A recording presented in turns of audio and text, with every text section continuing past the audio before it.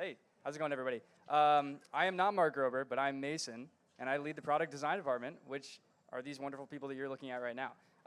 So by the way, yeah, we're CrunchLabs. Thank you, David, for the wonderful intro. Let me go ahead and introduce the 4 people that you're kind of looking at in front of me. They're like my bodyguards. This is nice. First, from all the way on your right over here, we have Evan Barnes, who is a talented self-taught maker.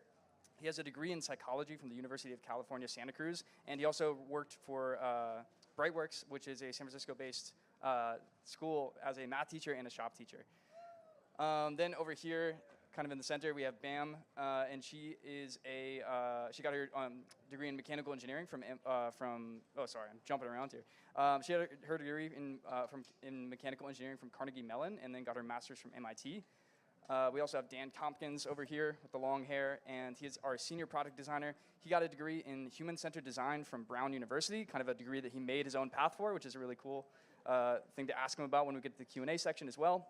And then last, we got Danielle Gleason, who got her degree in mechanical engineering from MIT. She also worked at a startup called Miso Robotics, which did autonomous robots for restaurant kitchens. So we have a cool, diverse group of designers up here. They all had very different paths in life, but they all eventually led to CrunchLabs. And I wanted to first talk about how they each got here. And also, not only how they got to CrunchLabs career-wise, but how they became makers themselves. So we can start here over with Evan on my left. So Evan, how did you actually become a maker? What path through life kind of got you here? Were there any inspirational people or activities or clubs or anything that played a role in that? Yeah, I grew up making things for as long as I can remember. Like, my dad was a doctor. My first knife he ever gave me when I was like 4 was a scalpel. And then we went down into the basement and made like model airplanes and model rockets together. Very quickly we stopped making kits. We started making like rocket gliders and things that we designed ourselves from balsa wood and would launch off, and they would like eject the motor and then glide down. And I got Lego Mindstorms when I was like 10. When it first came out, that was a huge inspiration. Somehow my family met a guy who was an embedded engineer and like put together a basic stamp robotics course for me. So there's been a lot of people along the way who were big inspirations, but I've just always wanted to know how everything works and take things apart and then try to make things and just kind of keep rolling with self-driven curriculum. Yeah. So that's actually a really, I love that you brought that up. I feel like everyone in this room most likely was a child who liked to take things apart, and sometimes things that were not supposed to be taken apart. Evan, what was the most expensive thing that you took apart that you might have not been able to put back together? Oh, for sure, a computer. Especially if I don't know if you remember back in the 1990s, computers were not cheap. A desktop computer that I don't think my parents were ready for me to take apart yet, but I just wanted to know how it worked. And also didn't have the mechanical dexterity yet to take it apart in a way that was able to be put back together. So it was a destructive test of that computer's engineering, but it was cool. I learned a lot. Yeah. Awesome. Okay, Dan, same question. What made you become a maker? What do you think you could attribute that to throughout your life? I always liked messing with clay a lot growing up. I don't know if anybody else was a big art school kid, but I did a lot of summer programs doing terracotta. I actually was lucky enough to go to an arts high school, so did a lot of sculpture and prop making. That kind of got me into engineering from an outside route because I was making things that looked like things that should work, and then eventually I was like, I kind of want to make these things actually like work like things that should work. But similarly, had figures in my life that, like, my dad did a lot of carpentry with me growing up, and I generally like to kind of like tear things apart. I also tore apart a computer to make a sculpture out of it in high school.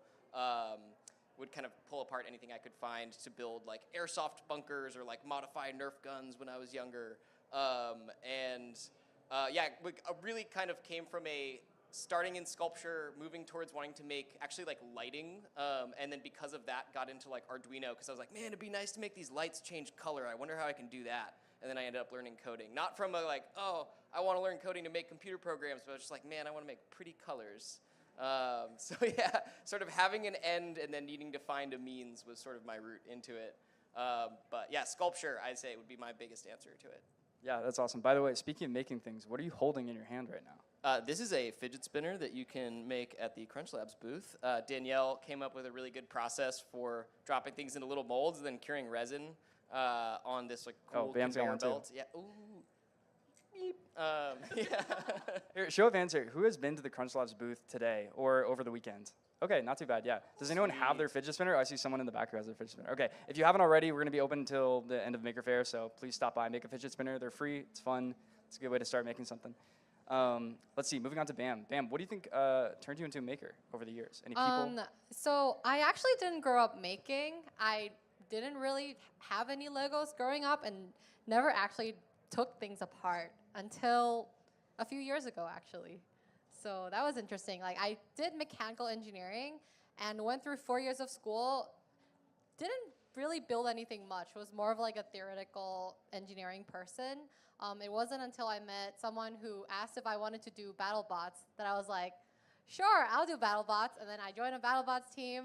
And then that's when I sort of joined a community of people who are makers and got me interested in actually building things and using my hands to make things. And so most of the time when I was younger, I was more like doing music, doing art. And now I think that having that kind of experience allowed me to build things in a more like creative way, which was really fun. That's awesome. Show of hands, who here has competed in any competitive robotics? Anyone? Okay, a couple? Wow, yeah. Oh, Danielle, this is a perfect transition. Okay. So I assume BattleBots probably played a role in your journey too, or not BattleBots, but competitive robotics. But what else do you think you could attribute that to? Yeah, so sorry, I lost my voice. I sound kind of funny. But I grew up making mostly toys, actually. So I had like unlimited access to an art room growing up, and I just loved putting popsicle sticks and hot glue together to make like whatever I could think of. I would cut them into little pieces and glue everything together, making toys for myself, and that also turned into making games for my younger sister. I wanted to teach her how to read and teach her like skills through games, so I've been making toys for a very long time. But I turned that into more of like an engineering thing when I got into high school, and I joined the robotics team.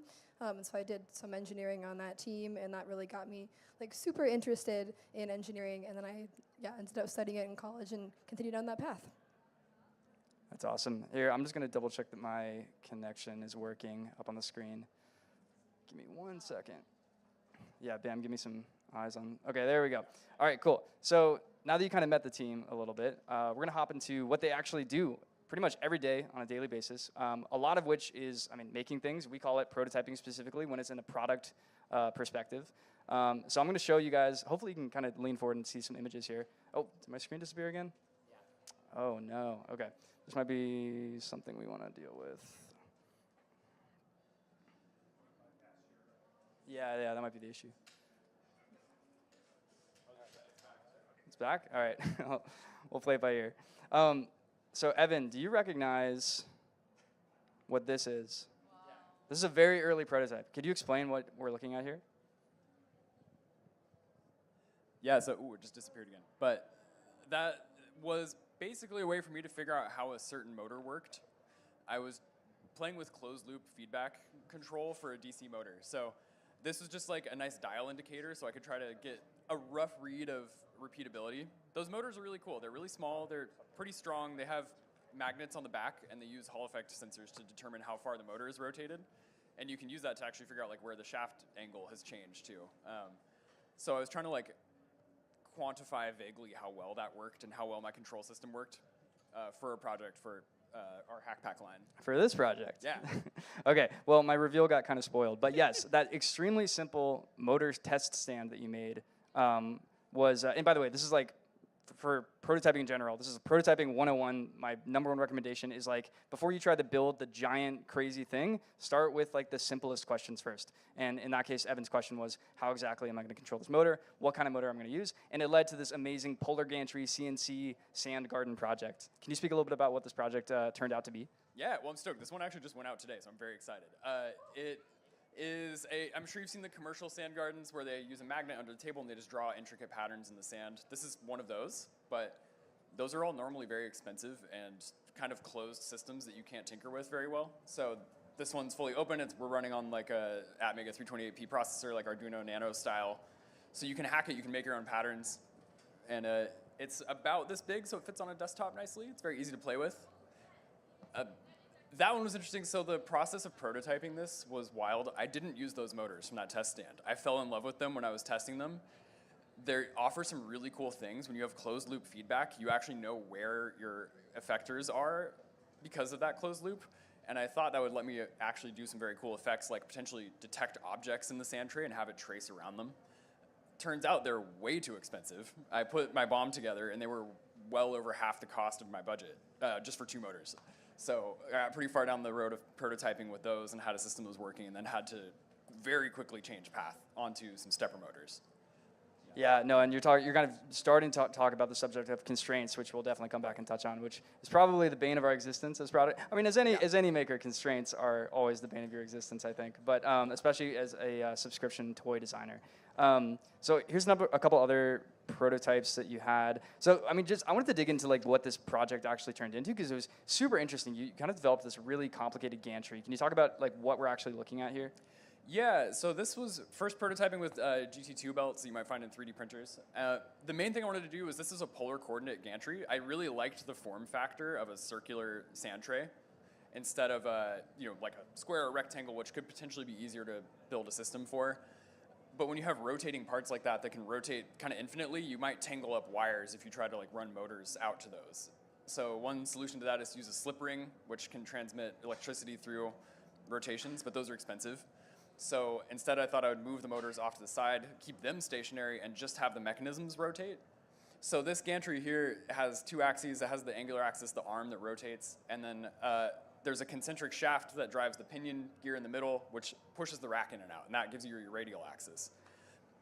It's a little weird because they're not independent of each other. Like if you rotate the arm, that rotates the rack gear around the pinion, which is the same as the pinion rotating and pushing the rack, so it actually changes things. You have to compensate for that in software. But those first tests were really just to kind of get a sense of how that mechanism worked. Would the GT2 belts work? Like, would it actually be something that was feasible to make or not? Or should I just totally switch designs quickly? And it was feasible to work with. GT2 belts were not, though. Yeah, and this is such a great like little journey of a prototype from like start to finish, because like you see the finished product here on the right, and like what crazy complicated patterns it's capable of making, and the sky's the limit when it comes to hackability. But it's like such a great demonstration to show that like good products don't just happen. You can't just set out and like design the final thing. You need to start with like the simplest questions first, and then like incrementally step your way over there. And that's one strength that Evan like exercises really, really well with every single project. And it's great to see it like up on the slides like this, because it looks really easy when we just flip through it side by side. But this is like probably, I don't know, like months, 2 months, 3 months of work, maybe more or something like that. Yeah, but he makes it look effortless. But just a great little peek into kind of like what we don't always get to show when we just like ship the finished product, but we still try to really celebrate it as much as we can at CrunchLabs. Okay, this next one here, let's see. I believe this one's for you, Dan. Do you remember what this is? Oh yeah, I remember what this is. Yeah, this is an interesting one. This was the very first prototype of the HackPack IR turret, which is the first project in our new robotics line. I knew from super early on, Mason and I had been talking a lot about like starting with something that could throw things. It's really fun to have toys that can launch things really far, because you kind of take a tiny object and all of a sudden it gives you agency across like an entire room. Which is kind of an interesting thing for a kid, to instead of being like, oh, I can touch things in my immediate space, to being like, I can touch something all the way over there. And then you level that up even further by being like, I can have a robot over here touch something all the way over there while I'm sitting all the way over here with a remote. But finding out how to do that was kind of a challenge. And similar to how I was saying before, coming from an arts background and kind of doing the opposite of what most engineers do, and doing function following form rather than form following function. I really wanted to make something that looked super cool, and aspects of that made it bad, but aspects of that also made it great. So this was 3 legs, which made it really shaky when it moved too fast, and it had these 2 super heavy motors in the front. But for a really rough prototype, it was super quick to throw together, because you're just like spinning these 2 wheels and pushing little Nerf darts through them. And I think that it kind of did what I had hoped it would do, which is like convince your mind of something. It sort of tells a story just by looking at it about what it should do, that makes you go like, oh, I want to see what else that can do. I want to see if it can be more. So kind of the earliest stage to kind of prototype from there was like, all right, this thing has 5 motors on it. One that goes this way, one that goes up and down, one that pushes the little Nerf darts through, and then 2 to shoot them. So one of the first challenges was, can we get rid of the 2 that shoot them for something else? Part of the problem with having those spinning wheels is like, what if someone puts like a pencil through there, or like a screwdriver? Like, that's obviously not safe. So the way that we ended up solving that was by putting the energy source on the projectile itself in the form of these little elastic darts, which makes them both super lightweight, easy to replace, pretty easy to load, and it also takes a ton of weight off of that like upper part of the servo, so that it can like move really quickly and position around. The first prototype that Mason showed going into the second, I originally had these like little kind of spike-looking things, which I then switched to. That's actually like a paper towel holder roll that I 3D printed some caps for, which I just took like the caps that you would normally find at the end of like a paper towel holder and like used my calipers to measure all of the sizes of everything and just like completely recreated it in CAD and then just revolved that shape. And then kind of going into the final one, it was a lot of just like form tweaks. So you'll see that like I dropped the legs down underneath the base a little bit to make space to hide the battery pack in the back so that it looks a little bit less kind of clunky and big and gives it sort of like a nice, more appealing look from the front. We cleaned up a bunch of the wires. Originally, I had this really big like wire collector in the back that we eventually swapped to like a much skinnier little ribbon.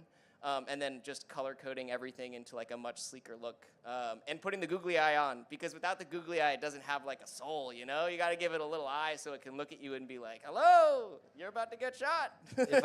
If I could like definitely recall like the number one piece of advice that Mark gives us on like his 2 cents whenever like he talks about the products, it's always needs more googly eyes. Yes.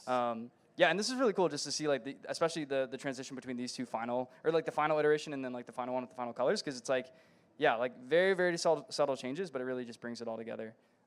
So another thing too is that this was the first product in the Hack Pack line, which meant you had to make a lot of like big decisions that affected a lot of stuff down the road. Like we won't get into like all the complexity that goes into like designing like a subscription product, but one big thing is like consistency. It needs to be like a very unique experience, but at the same time a very consistent and deliberate experience every single time. What were some challenges that you had to like be kind of like the first guinea pig as far as the product designer goes? What challenges do you have to really face that kind of set a little bit of a template or a standard for the following hack packs? Yeah, so we had to think about one, like what does power look like on all of these? We wanted stuff to be really interchangeable across the different builds. So like if something breaks or if you want to combine things, like ideally they should all use the same parts and pieces most of the time. In the same way that our younger age group stuff uses all of the same like bolts and little hardware pieces, we wanted that to be true for the electronics as well. So as I was working on the turret, Mason was actually working on this little breadboard piece in the back, which is where everything plugs into.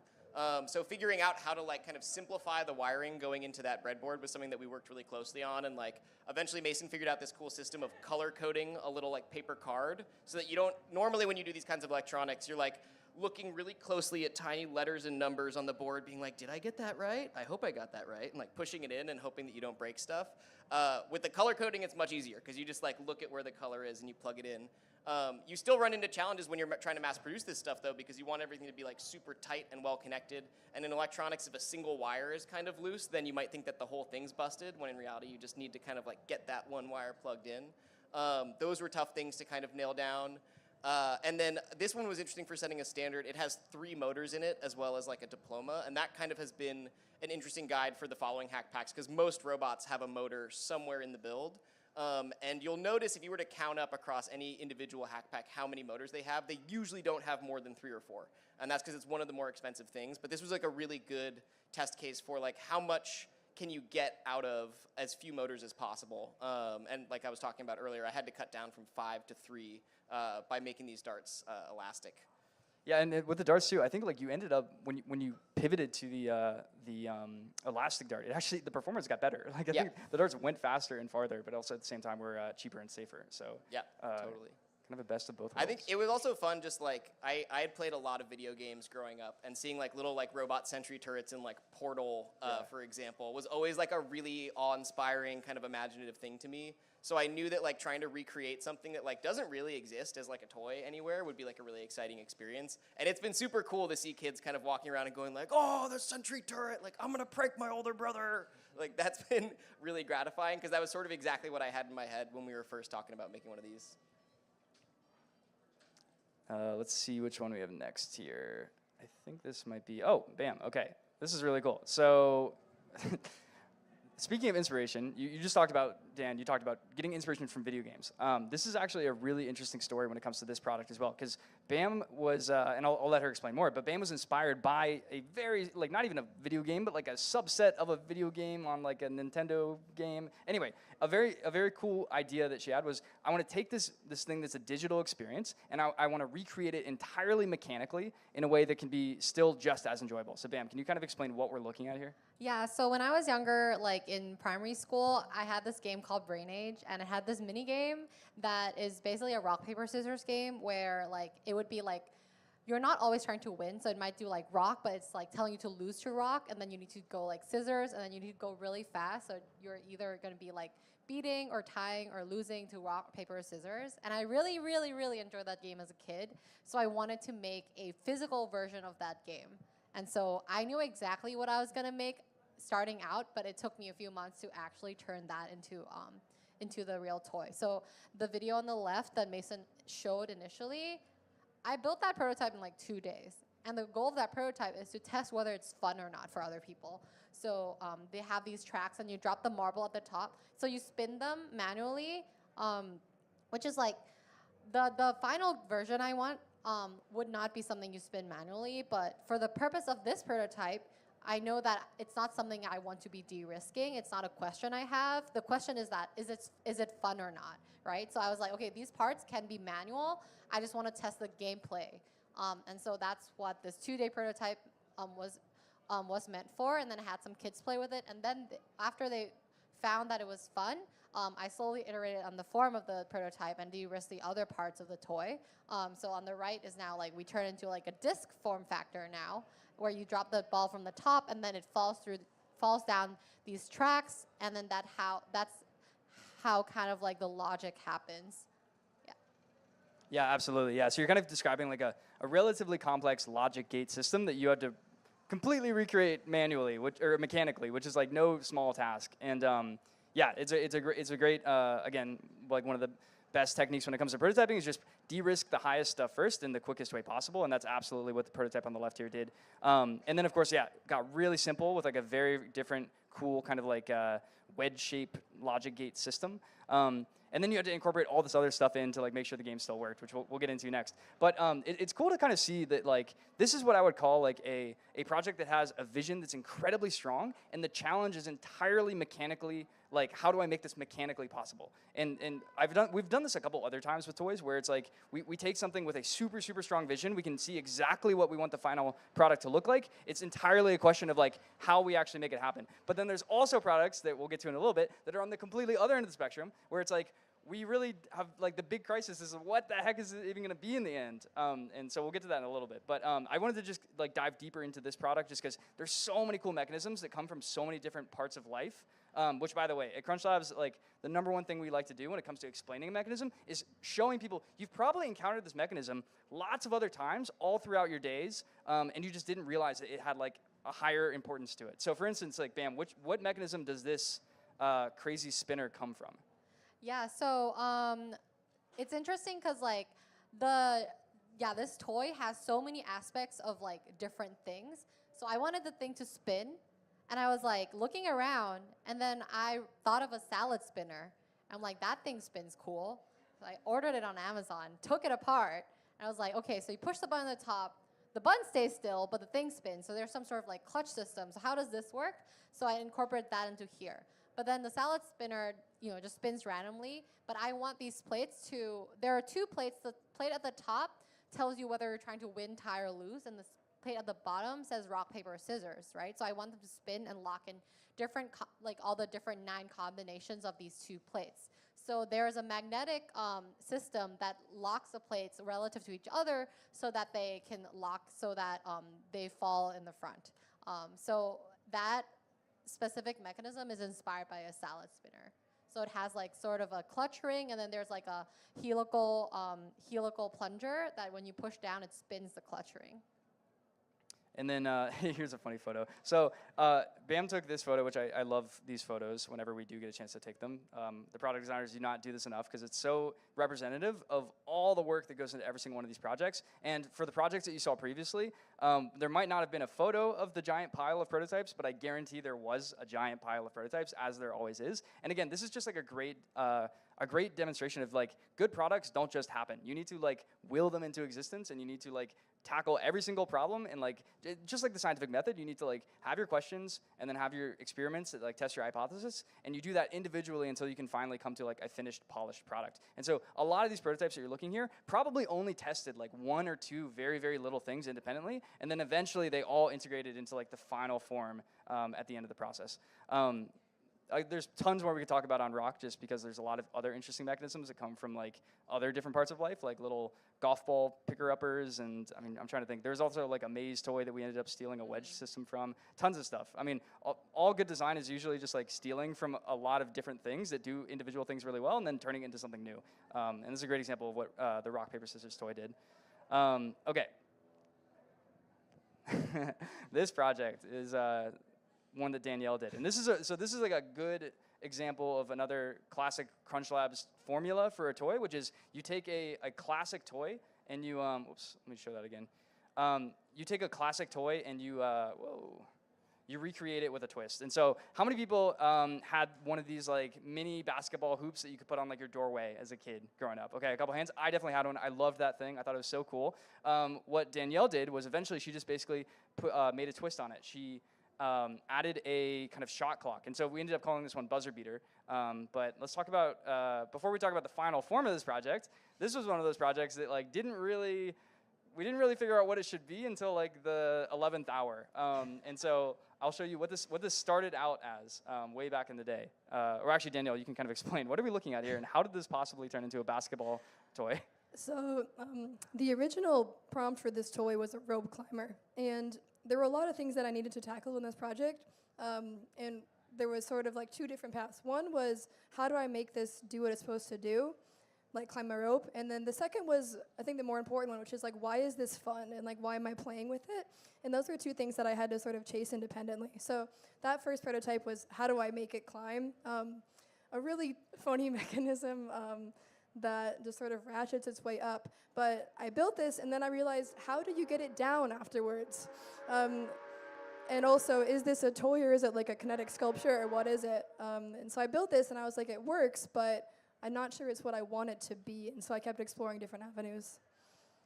Yes, the classic question that we hate to get as designers, which is, what am I looking at and what's the point? And what do I do with this? And one of those questions where you don't have to have an answer, but if someone's asking it, it means something is wrong. So then you stuck with some aspects of rope climbing, but you took a little bit of a turn, and now it's making a little bit more sense how we're actually getting to the final product. What's going on here? So after I built this first one, and I was like, how do I get it down? I was thinking maybe there's like a two-player game here where one person's trying to get it to the top and the other's trying to get it to the bottom. So I was trying to think of like a reason you'd be, or like a way to target this, and so I made it two basketball hoops, and you'd be trying to get the person on the left would be turning the machine up, and the person on the right would turn the machine down.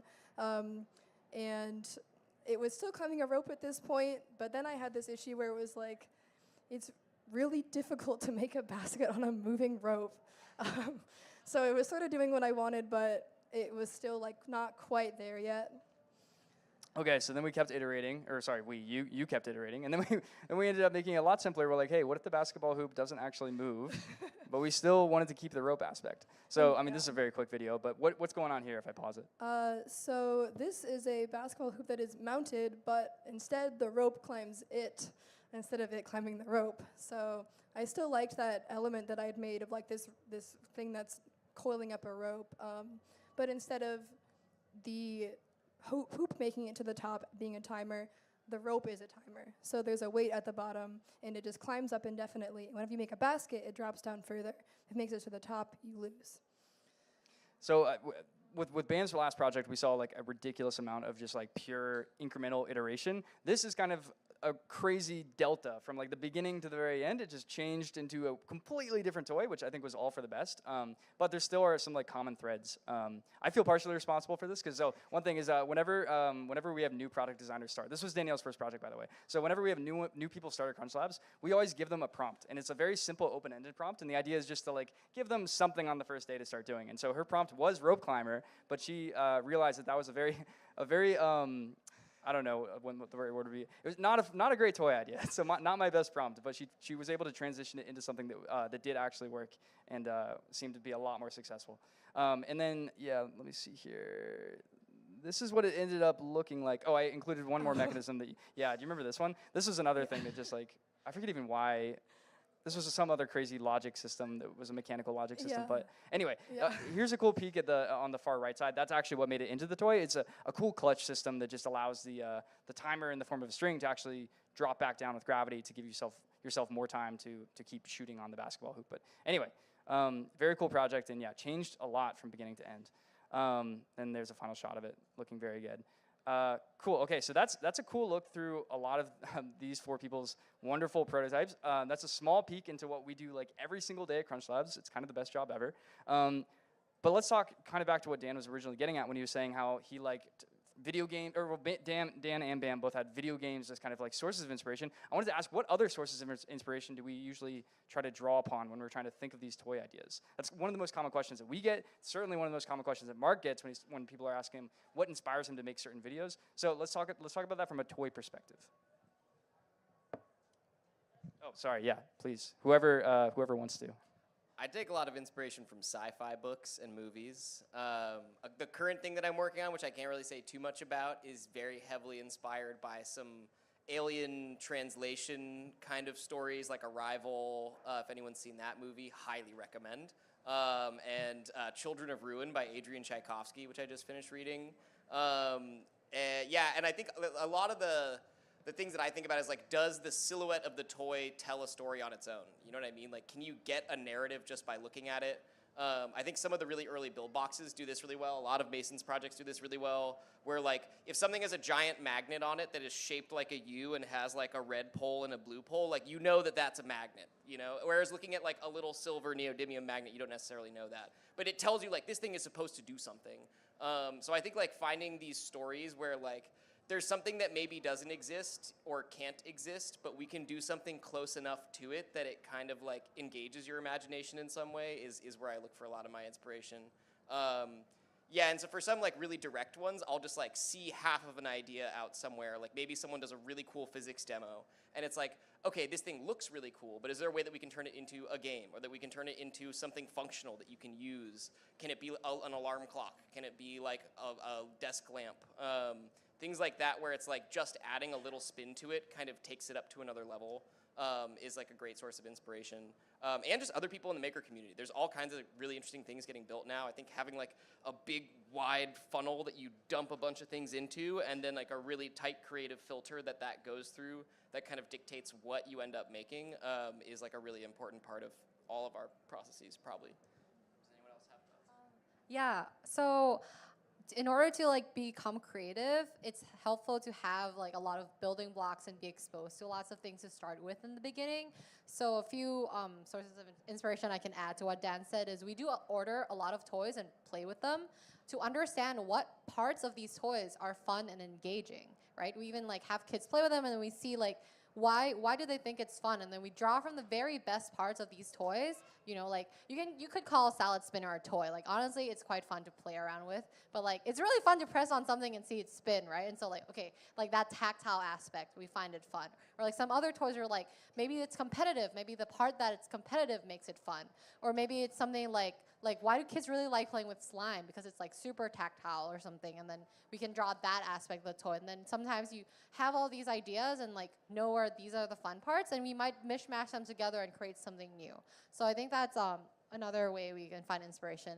And double up on Dan about like some cool like physics or sciencey aspects of toys. So there's lots of things where like they're not designed to be toys. They're just designed to be like installations, or like some like art installation or some demos. But we're like, it would be cool if kids are able to learn more about this physics or science experiment through seeing them and building them themselves, and then we turn it into toys. So how do we make it more user-friendly? How do we make the mechanisms more visible for kids? I definitely want to echo Dan on the sci-fi. Also, if you haven't read like Children of Time, Children of Ruin, all that, you should definitely read that. They're great. But I think a lot of my influences of how I think are science fiction based. Like, I'm really interested in how you can extend the sensorium, either of like yourself or some other creature. You know, can you add extra senses to it and make yourself see the world in a different way? Maybe like visualize sounds or add sounds to colors or something like that. Or maybe make a robot that has senses that normally wouldn't, or give something intelligence that normally wouldn't have it. I don't want to spoil my next projects, but they're kind of based on that.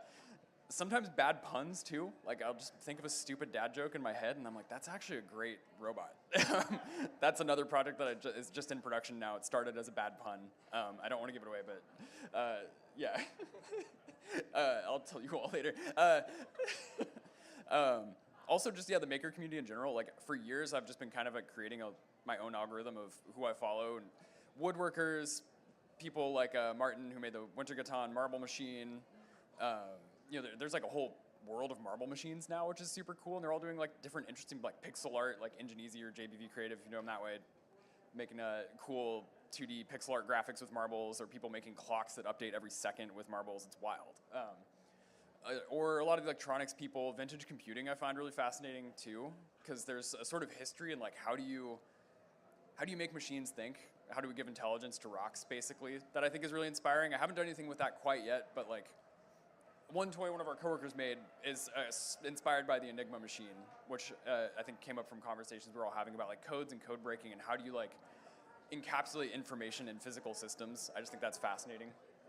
Really, everything is interesting is the problem. So if you just kind of like, you know, follow that interest around, I think you get a lot of inspiration and see what other people are making. Well, one thing to add on to that, you just said everything is interesting, which I think is true for you, Evan. But I don't think that is necessarily true for everybody. But it's because I think to an extent it's an attitude, is being like open to inspiration and being like getting like curiosity is kind of like a full-time job, and it's something that we absolutely try to hire for, because like there are people, a lot of people on the product design team at CrunchLabs are people who find they find things incredibly inspiring that average people might completely overlook. And I mean, like, example, Exhibit A with Bam and the salad spinner is, I mean, how many times has someone just looked at that as another chore in the kitchen to do? And instead, Bam was like, I'm going to turn this into an integral piece of like a really, really fun game. And so, to an extent, it's kind of a decision to be open and being curious that can turn things that might be mundane into really inspiring things. Okay, just to keep it moving here, unless anyone else wanted to go on. Cool. So I'm kind of going chronologically here in terms of how we might design a product, but after you get that initial inspiration, there does need to be some form of brainstorming, or maybe not necessarily in that order, but brainstorming is, of course, one of the earlier parts. You want to talk about that? We kind of have our legendary like Wednesday brainstorm, which is just a giant 2-hour block of our days every single week, and that's where we like have a lot of our original ideas get fleshed out. Does anyone want to comment on like maybe an interesting brainstorming story, or maybe like part of that process? What's cool about brainstorming is we have people in our team from a very diverse set of backgrounds, and we're all experts in different areas. And what's cool about brainstorming is we have this like hint of an idea, of an inspiration, but then people view and have different perspectives about that idea. So when we come together, we're able to share our different perspectives that really like add on and build on to the ideas in ways that you couldn't do by yourself.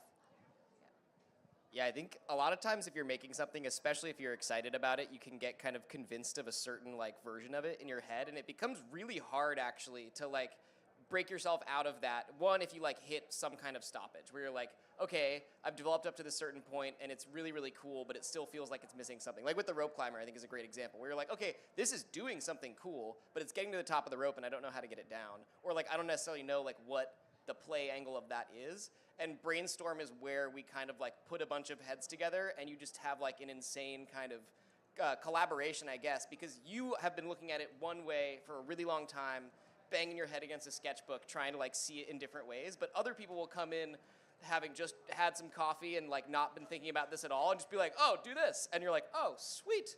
Okay, cool. That solves my problem. They kind of like pull your head out of being so deep in the sand, and you get to kind of look at things from a more zoomed out perspective again. It's a really great way to kind of reconfigure things. And sometimes like people will either see value in something that you had stopped seeing the value in, or like kind of like lost context for, or maybe they will actually like kind of remind you of like the funness of something that you forgot was fun. Like I've had things where like I had been working on it so long and was like frustrated on it. And I was like, I don't know if this thing's cool. And then someone plays with it, they're like, no, this is great. Like as you have it, this is great. You don't need to worry so much about needing to add an extra thing or take it a different way. Yeah, I really want to comment on what you just said there. So there's like this thing that happens that collaboration is like the cure for what I'm about to say, but there's this thing that happens, which is you get immune to your own ideas. You'll develop something that's incredibly interesting, and the fact that you have to work with it every day for like weeks on end means you get used to it, and you forget how amazing this thing can actually be and how shocking it can be to someone who's new. And so like collaboration is absolutely the cure for that. Like you have to get out of your own head and get someone else's opinion on it. And that fresh set of eyes can be really helpful when you're stuck, but it can also remind you what you're doing really well. As well as maybe what you're not doing so well, which can also be helpful too. But yeah, one thing too with CrunchLabs is that like it's an extremely forgiving space to be able to kind of talk about your new ideas, and it's one of those things where it's like it's not even a question of like of when should you share an idea with somebody. Like some new people will come into our team and like they'll be a little bit cagey at first to like show an idea because they're like, oh, it's not necessarily ready yet. But like once people stick around for, it happens very, very quickly. So once people stick around for a couple weeks, they realize that there's never a time that's too soon to share an idea. But yeah, Evan, go ahead. I just want to add to one part of brainstorming that I really appreciate is it doesn't help you just with idea generation, but like with idea curation, I think. I think by nature I'm kind of a maximalist when it comes to design, where I'm just like, I want all the features. They're all going in there. And then it's really hard to let go of your attachment to that. And a lot of times it's helpful to like come into brainstorm and share what I'm working on, and people will be like, it'd still be cool if it was simpler. And you're like, oh yeah, it would be cool still. Like with the sand garden you saw, the two axes are linked. You have to compensate for it in code. And I was like, I don't want to compensate for it in code. I'm going to make a gearbox that will do it for me.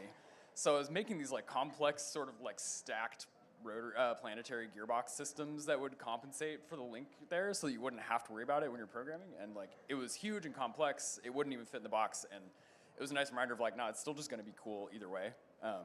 And I think it's really helpful to have fresh eyes do that because, yeah, like you get very attached to the thing you've been working on really hard. It's very hard to just like burn that thing down and move on.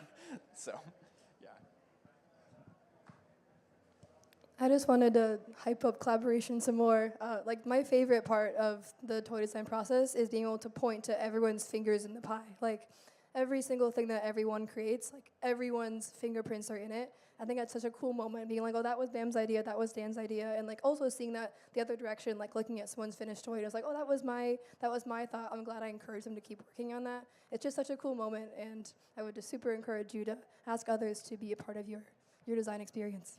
Yeah, there's actually, I'll jokingly say this, but there's actually like a very large truth to it. I will jokingly say that there are some toys that I maybe did all the CAD files on it, but I feel like other people designed the entire toy. So there's particularly one toy, the Vortex Cannon that we did, that I jokingly say like Dan gave me every pivotal decision. I said like, I think I should go left, and Dan was like, you should probably go right. And I ended up going left. It didn't work. I turned around, backtracked, went right.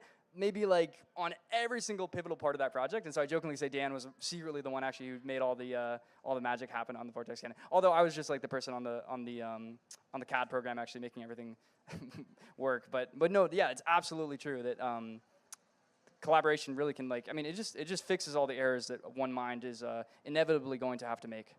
Yeah, and I think to tie it up, I think in brainstorms is where a lot of the pivots happen, is where we're like sitting together and asking some big questions of like, okay, let's step back a little bit and like, why are we doing this again?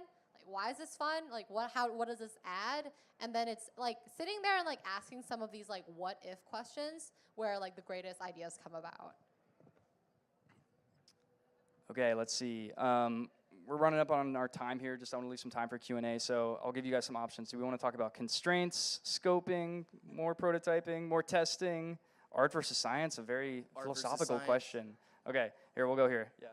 So let me explain this one a little bit. I titled this because of the title of the talk, The Art and Science of Toy Design. And I think it really what I mean here is that we do a lot of testing. We do a lot of things that are very quantifiable as much as possible. I think there's a ton of that when it comes to engineering. But also, like, there is a whole design aspect that we don't necessarily talk about as much. Of course, like, you know, our tagline with CrunchLabs is, like, think like an engineer. I mean, that's a huge part of what goes into a lot of Mark's videos as well. But, I mean, there is also, at the beginning of every single toy that we need to, like, find a way to make mechanically function, there is also some decisions that need to be made as far as like, you know, creative decisions of being a designer and, like, what's your vision. And so I guess what I'm asking here is, how do you navigate like the places where those two different fields of thought don't necessarily get along? So in some cases, like, you might have a very, very strong vision for something, but perhaps like your first couple prototypes didn't necessarily resonate with a user. What would you necessarily tell someone to do when they're in that predicament? Do they try to continue to, like, follow just like the general view of what their data is, like, telling them to do, or should they sometimes just, like, stick on their path that they have their inspiration kind of leading them towards? So I think, yeah, this is so broad, and I feel like we might have different things to add on. My view of art is that it's about how you communicate your ideas, your concept, your feelings, whatever, to other people. And I see toys as like a medium for communication.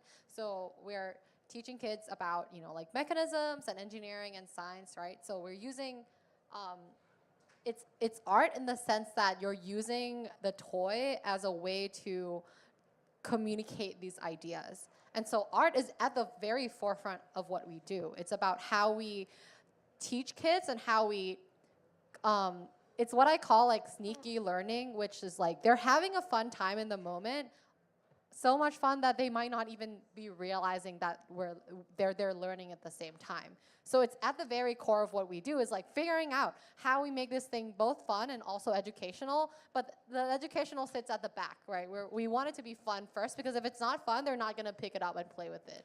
I think one thing that's funny about both art and science is that they can be very alienating experiences for people in school, maybe one way or the other. Like, I definitely, growing up, did not feel particularly at home in math class, and kind of rediscovered a love for, like, what math is through a math art class that I took later on in high school. Because it was like, oh, you can actually look at these things from a completely different perspective, and it sort of recontextualizes how these things actually work. I wasn't thinking of it. Originally, I was like, oh, math is a class that I go to where I have to prove something on paper to someone in a way that, like, all these numbers are kind of floating around on the page, and I don't really know how to, like, sit there and compute for you. But when all of a sudden it was like, can you create, like, a geodesic shape out of a bunch of sticks, I was like a wizard at that, you know? I was like, oh, it makes so much sense when you're putting these shapes together. And I think art can go the same way. A lot of people go to art class and someone's like, just create something. And they're like, but what do you mean? You want me to just, like, sit down and, like, put an idea? Like, I don't like how my thing looks. I think both of them are kind of about embracing different approaches to these things sometimes. And I think it's similarly in the toy process. Like, if you're making something that you have a certain idea of it and you test it with someone and it doesn't go that well, perhaps they were alienated either by, like, the usability of it wasn't that good, or they approached it and you have been working on it for so long that you figured out how to use it in all these ways and it just feels like second nature. But when anyone else picks it up, they're like, I don't really know what to do with this thing, even if there's a good idea in there. So I think a key part of it is, can you give someone an experience that kind of, like, smoothly brings them into the fun part as quickly as possible? Some toys are really, really good at that. Like, things that, like, zip or go really fast, for some kids at least, are, like, pretty instantly fun. Or, like, a spirograph, where you're just like, I take a pencil and I stick it in this hole and I just go like this several times and it makes a really pretty shape. Like, those kinds of things are very immediate for a lot of people. And I think it's cool having the opportunity to try and link those two things together in a way, because it shows people, like, maybe in one context you didn't like art or you didn't like science, but if you kind of tie them together, you can really open up that world for people, and maybe find a new way of loving that kind of thing. I hated calculus in college. I hated it. It was so bad. And then I started using computer science to do math, where you have a computer do all the computation part and actually calculate everything. And it's much more about, what can I use this math for? And all of a sudden I'm like, oh, I'm deciding how a robot drives? That's kind of a much cooler way to apply numbers to things. Like, actually, maybe I should figure out how calculus works. So I don't know. I think sometimes it's about finding the right avenue to do either one, or maybe both. Yeah, I think too, from the, like, design perspective, how these two ideas kind of drive the design, I think art is very much how do you build the narrative of the toy you're making, or like what's the story that it's telling? Because I certainly get sucked down just like the rabbit hole of a cool mechanism that doesn't necessarily like to have a story or a purpose. But for me as a kid, like flying toys were mesmerizing. I've been obsessed with flying things my whole life. You know, I'm a paraglider pilot now. Like, I'll play with that flying toy forever. So my first project at CrunchLabs was a propeller launcher, and there were some cool ways I was trying to launch it with like a gearbox or other things, but I wanted to make something that would not just fly, but like fly very well, because a lot of the cheap propeller toys, you can't really aim, they just go somewhere. So there was a lot of like, the art was really just the like poetry of how it moves and glides through the air and how you can target it to a place and how you can have it skim off the ceiling and keep spinning and like stay alive, like it feels like a lively kind of creature. The science of it was very much like, how do I actually make this functional and usable and fun for the user? So like, came up with a way to like drop the propeller onto the screw, the helix that spins it, so you don't have to wait for it to wind down. You can just drop them on, or you can stack multiple propellers on. And it uses a scissor linkage, so there's actually trigonometry in there, which I think is fun. So kids might actually start thinking about trigonometry because of this. I've had a couple ask me about it. Like the helix itself is actually a progressive pitch, so it starts out very loose and it gets tighter and tighter toward the end. And the reason for that is at the beginning of the stroke, there's a lot of displacement, so it moves really far. And at the end of your like launch, it actually moves the launching mechanism the least amount, and that's when you want it spinning the fastest.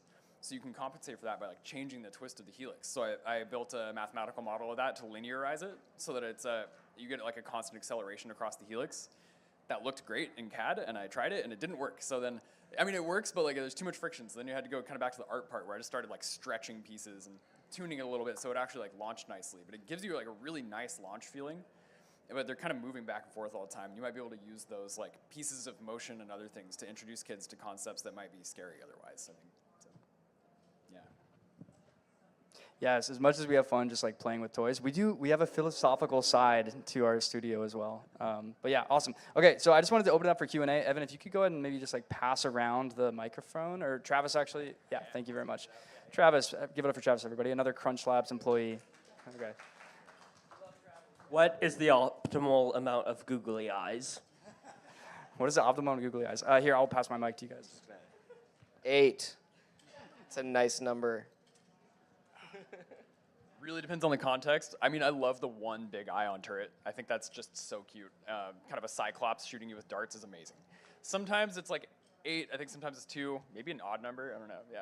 Really is context dependent. Oh yeah, different sizes is crucial with googly eyes. If you stick to all one size, that's no fun. I also recently discovered glow-in-the-dark googly eyes. They're kind of awesome. Personally, anything but 2. Just don't like 2 googly eyes. I have a question about replayability. I mean, the first thing I've dabbled with toy design. The first thing is like, how much of this plastic is just going to end up in the landfill? How do you make a toy that they're going to come back to rather than, oh, I play it once and then it just sits? This was something I think that we thought a lot about going into HackPack in particular. And I think a big part of it is like, can you reuse stuff? Or are we showing you techniques that you can reuse at the very least? Can you use the toy for more than one thing is always really big. And then I think some of the best ones are ones that actually have like a functional purpose, because then there's like an element of play to something that is also just useful for you to have. So yeah, I mean, I think it's like the more fun it is, the easier it is to keep something around. But in particular, like if you gain, like the way that we look at all of the educational toys is like, no matter how long you play with it for, the hope is that any lessons you take from it are lifelong. And in that sense, it's like, we want you to play with it as many times as possible, but the real goal is like, will we put something into your head that lasts you forever? But yeah, I think with many toys, this is always like a thought. I think making it durable is probably the most important thing. If it doesn't break, then like you can play with it more. So that's sort of like the deepest, most fundamental way to like make something easily replayable. Just on the breaking thing too, one thing I love is that we release our 3D design files on Thingiverse. So if you break a plastic part, you can 3D print a new one, which I think is super cool. Because like that wasn't possible until very recently with toys, and that's just an awesome feature. And on the HackPack side, it has let people make some very cool modifications. So that's part of replayability, is like making it modifiable. I actually have one thing to add. You guys make sure that people try and hack their hack packs a bunch. And a lot of the hacks that we've seen have used parts from the previous hacks, or like packs, to make new toys out of like new builds and stuff. So that's one of the things I really appreciate about CrunchLabs like toys, is that they're reusable among the toys that you already have to hack. Anyway, here we go. We got one in the back here too. Oh, yeah, go ahead. We got one right here. Has there ever been a product that got scrapped because it just was not possible to make? Yes. Yes. Many things. I did what was it? It was like a harpoon slingshot. It had like a little wine bottle opener style like dart that it would launch, that when it hit something, it would ratchet close these two like claws, and then it had like a motor driven spool on it. So you basically like launch this thing out, it would have a string attached, go hit something, latch onto it, and then you'd press a little button and it would spool the thing back in and pull it towards you. And it was way too expensive. It was like 4 times more expensive than it should have been. And so that one I was just like, yeah, I don't really think I can work this one down, so I'm just gonna do something else. Yeah. So, did you use any software in the design process? Oh, in general?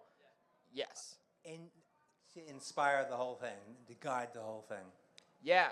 I mean, we use the Arduino IDE for a lot of development on HackPack stuff. Fusion 360, Onshape for CAD.